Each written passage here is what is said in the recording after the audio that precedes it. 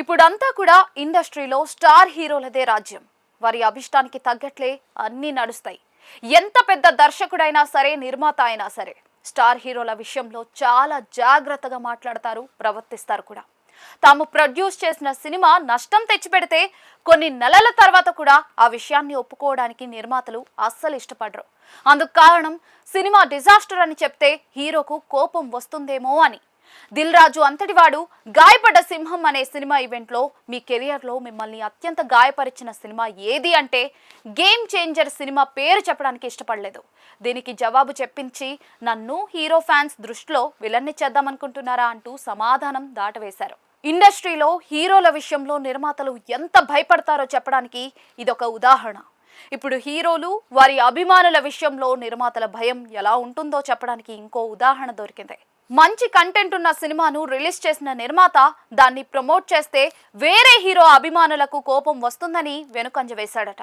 ఈ పని చేసింది ఇండస్ట్రీలో చాలా ఓపెన్ టైప్ అని పేరున్న నాగవంశి కావటం గమనార్హం. ఆయన అర్జున్ హీరోగా నటించిన తమిళ చిత్రం బ్లాస్ట్ ను తెలుగులో బ్లాస్ట్ జోన్ పేరుతో రిలీజ్ చేశారు. ఈ సినిమా తమిళంలో బ్లాక్ బస్టర్ అయింది. తెలుగులో కూడా మంచి టాక్ వచ్చినా కూడా రిలీజ్ ముంగిట తర్వాత సరిగ్గా ప్రమోట్ చేయకపోవడంతో జనాలకు దీని గురించి పెద్దగా తెలియలేదు.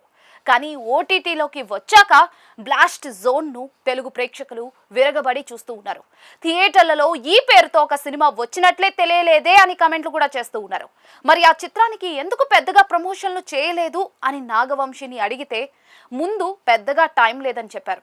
అంతేకాక ఈ సినిమా రిలీజ్ అయిన తర్వాతి వారంలో పెద్ది విడుదలవుతూ ఉండటంతో తాను మైక్ పట్టి బ్లాస్ట్ జోన్ గురించి మాట్లాడితే తమ హీరో సినిమాను దెబ్బ కొట్టడానికే ఇలా చేస్తున్నారని మెగా ఫ్యాన్స్ కు కోపం వస్తుందేమో అని భావించి ప్రమోషన్లు చేయలేదని చెప్పారు.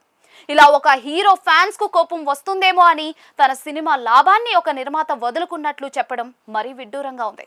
ఇక రామ్ చరణ్ తో ఇప్పటిదాకా సినిమా చేయకపోవడం గురించి నాగవంశి దగ్గర ప్రస్తావిస్తే ఆయన అంటే తనకు చాలా ఇష్టమని, ఎప్పటి నుంచో ఆ ప్రయత్నం చేస్తూనే ఉన్నానని చెప్పుకొచ్చాడు నాగవంశి.